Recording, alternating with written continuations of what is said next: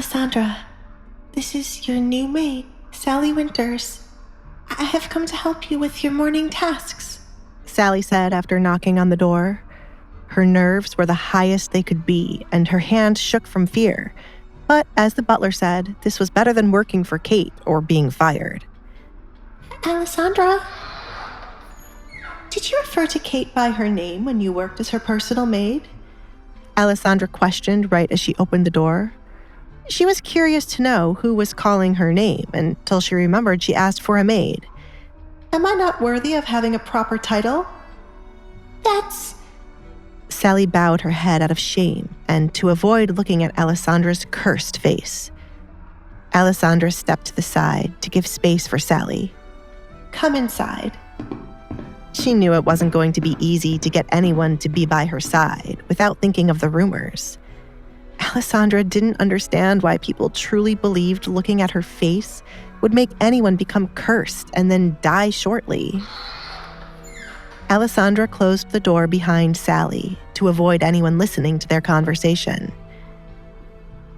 Are you going to continue staring at the floor? I don't think there's anything interesting about it. If there is, please tell me. Alisandre looked down at the floor to find what was so interesting for Sally to stare there instead of looking up. Are you afraid to meet my eyes, Sally? That would make it really hard for you to work for me.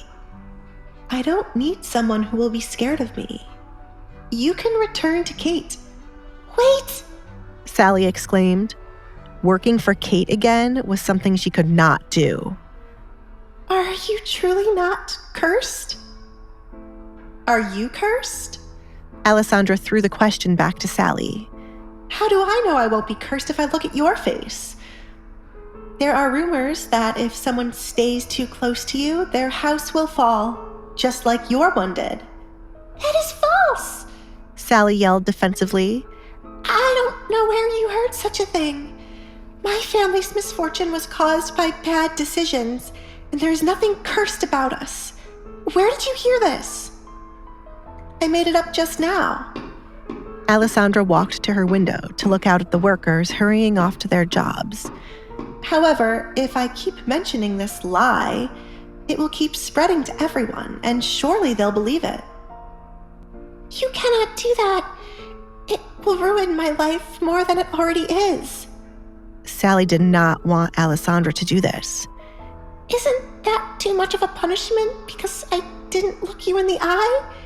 It's just that you, like many others, believe the lies passed around about me.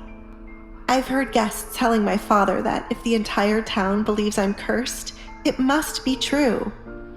People in this town love gossip, and rather than finding the truth, they'd rather believe a lie. I'm not cursed, but if you do not believe me, please leave. I have no plans to keep someone who is afraid of me. Sally stood still, contemplating her options. Kate was the devil trapped in a young girl's body, but there were many rumors surrounding Alisandre. The only saving grace for Alisandre would be Edgar, and once they were wed, everyone would change what they said about her to be on the Duke's good side. I apologize for my earlier behavior. Please, give me the chance to make it up to you. Sally lifted her head to look at Alisandre by the window. An opportunity presented itself for her to work for a future duchess, which meant she had to overcome her fear of getting cursed by Alisandre. Very well. Showing you my face will be your first test. Alisandre grinned as a faint gasp from Sally was heard. The girl was too easy to scare, which would be a bad thing in the future. Alisandre needed people by her to help maneuver around people who would start showing up in front of her once her engagement to the Duke would be announced. There would be new enemies, people looking to use her, and those wishing to be her friend. She needed an extra person to help her keep an eye on these people. If that is what you want. Sally played with her nails to calm her nerves. No one knew what the other side of Alisandre's face looked like.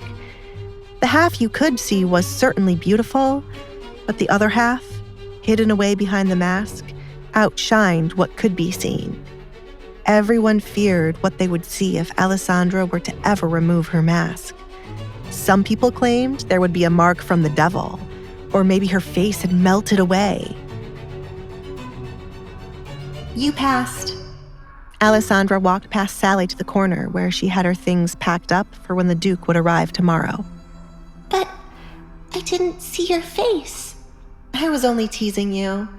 Kind of expected you to run, but your determination to never work for Kate again is keeping you motivated. Alisandre said. You know, I picked you because of what happened in Kate's bedroom yesterday.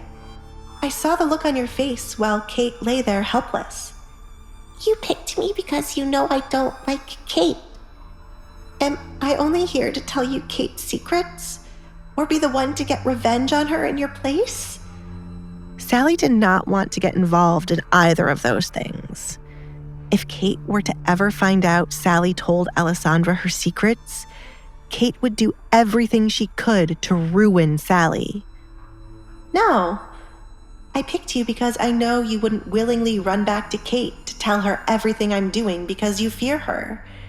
You'll have to avoid her since you witnessed. Alisandre knew Kate well enough to know she would be out for blood when it came to Sally.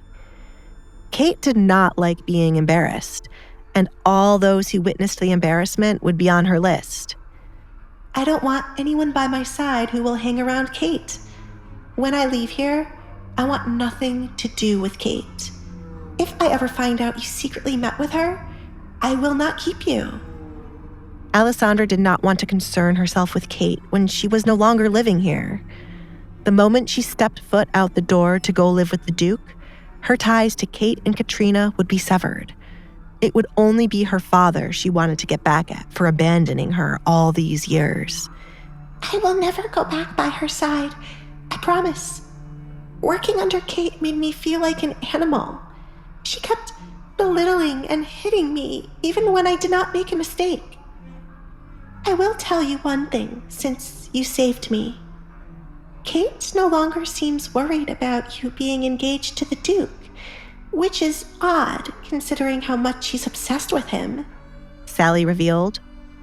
One moment, Kate had been visibly upset about the engagement, but then she kept smiling as if something good happened. Kate isn't the type to sit by while others take what she thinks belongs to her, and the Baroness gives her daughter whatever she wants.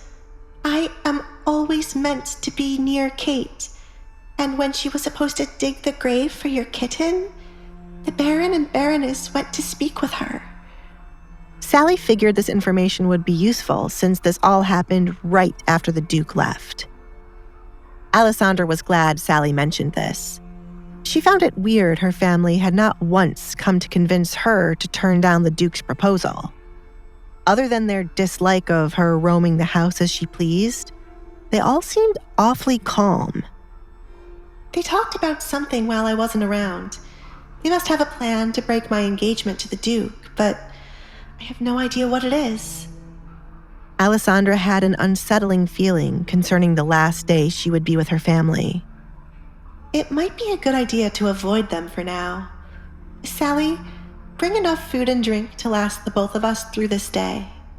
She gave Sally her first task. Alisandre preferred to hide away in her room than to walk around, expecting her family not to do anything foolish when it was possible they would. Yes, my lady, Sally replied before hurrying off to do as she was told. Alisandre placed her hand on her chest, trying to calm down her body to get rid of what she was feeling. She hoped Edgar had someone watching her home, just in case her family might try to get rid of her. Please let this one day go by smoothly. When Sally returned with the food and drinks, the door would be locked until the Duke arrived. To listen to the full audio series, install the Pocket FM app now.